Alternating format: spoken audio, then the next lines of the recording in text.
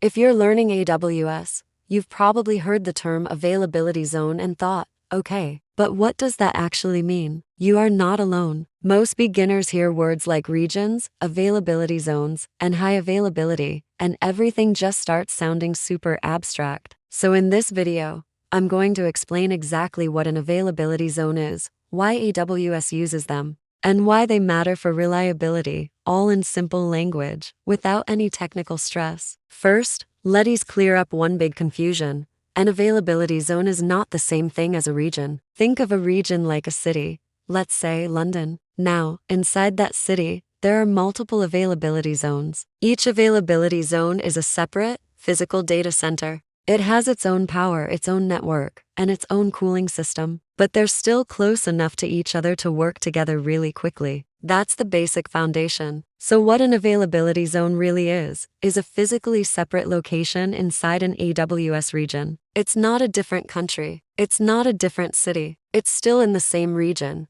but it's in a separate building. AWS designs these zones so that if one of them fails, the others are not affected. This is completely intentional. Here's a simple real-life example to make it click. Imagine a big bank in one city. That bank doesn't keep all of its customers' money in one single building, right? It spreads its operations across multiple buildings in the same city. So if one building has a power issue or a flood, the other buildings can keep running and business continues. That is exactly how availability zones work for your applications. So why doesn't AWS just use one giant data center for each region? Well, if they did, a single fire, a power failure, or a network issue could take everything down. Your website, your database, everything. Availability zones exist to reduce these single points of failure. Instead of trusting one single building, AWS trusts multiple independent ones to keep things safe. Now, how do these availability zones actually work together? The zones inside the same region are located close to each other. They're connected by high-speed, private fiber optic networks, and they're designed for super low latency communication. This means your application can run across multiple zones at the same time. Your data can sync between them almost instantly, and most importantly, your users won't even notice if one zone has a problem. To them, everything just feels stable and reliable. You might be thinking, I'm just a beginner learning AWS. Why should I even care about this? Here's why. Almost all real-world AWS architectures rely on using multiple availability zones. We're talking about websites, APIs, databases, and massive enterprise systems. They all depend on them for reliability. If you deploy all of your stuff into one single availability zone, and that zone fails, your entire app goes down. But if you spread your resources across multiple zones, your app survives the outage. This brings us to the term high availability. High availability simply means your system stays up and running even when something breaks.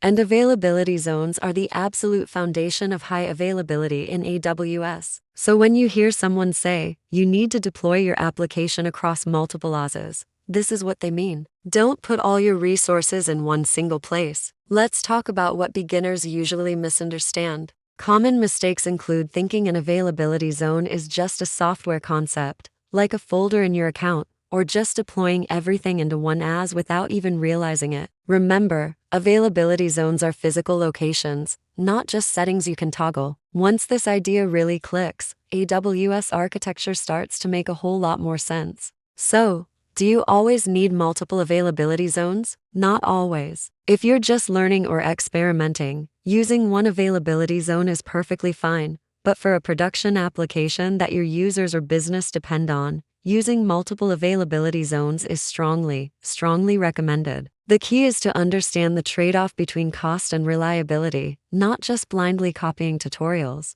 Let's do a quick recap to simplify it one last time. A region is like a city. An availability zone is like a separate, independent building within that city. Regions are far apart from each other, like different cities or countries. Availability zones are close but independent. Both exist to give you reliability, performance, and safety for your applications. So the final takeaway is this: availability zones are one of the core reasons why AWS is so reliable. They protect your systems from failure, they make scaling your applications possible, and they keep things running smoothly when things inevitably break. Once you truly understand availability zones, so many other AWS concepts will start clicking into place naturally. If this explanation made availability zones clearer for you, please hit that like button. If you're learning AWS and want more simple, honest explanations without the stress, make sure to subscribe. And tell me in the comments, what AWS term confuses you the most right now? Thanks for watching.